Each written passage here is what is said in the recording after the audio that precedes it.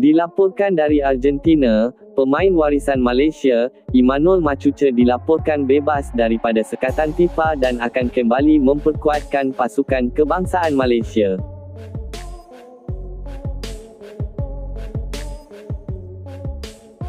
Tetapi, sebelum kita meneruskan, jangan lupa untuk like, komen dan subscribe saluran ini, supaya anda tidak terlepas maklumat mengenai sukan bola sepak setiap harinya.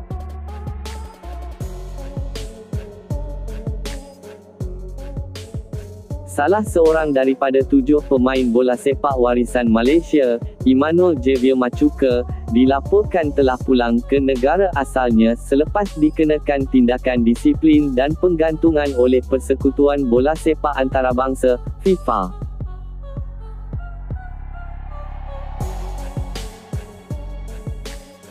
Machuca dilaporkan media tempatan dalam perjalanan pulang ke Argentina untuk menyertai semula kelabnya, Klub Atletico Vélez Sarsfield, memetik laporan media tempatan Sabado Vélez yang membuat liputan mengenai kelab berkenaan.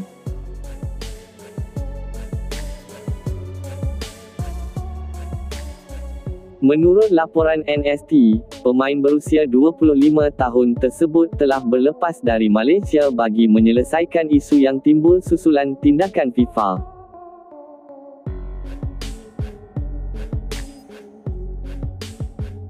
Kami telah bercakap dengannya, Machuca. Dia sedang dalam perjalanan pulang dan kini sedang transit. Dia dijangka tiba di Argentina pada hari Sabtu. Dia kekal positif dengan situasinya selepas memberikan penjelasan yang baik dan berharap FIFA akan membenarkannya bermain semula.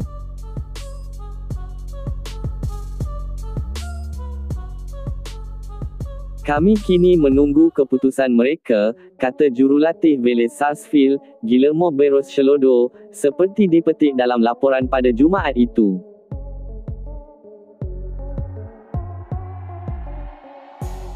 Belum boleh main, tunggu keputusan FIFA bagaimanapun, Machuca tidak akan dibenarkan bermain untuk Vélez Sarsfield sehingga FIFA mengeluarkan keputusan rasmi mengenai rayuannya.